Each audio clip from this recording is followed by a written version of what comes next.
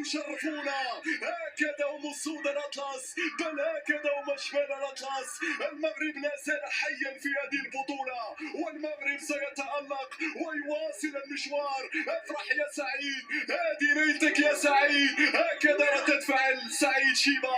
سعيد يسعدنا، سعيد يفرحنا، سعيد يأهلنا الى المباراه النهائيه امام السنغال.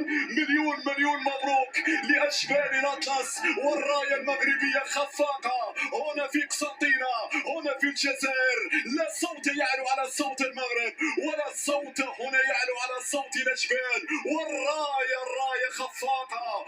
فرحه كبيره وهنيئه لكل المغاربه من طنجه العاليه للكوير العزيزه. المشوار يتواصل والنهائي سيجمع المغرب مع السنغال. مره اخرى مبروك، الف مبروك. شكرا بهذه الصور، ودعكم على امل لقاء بكم.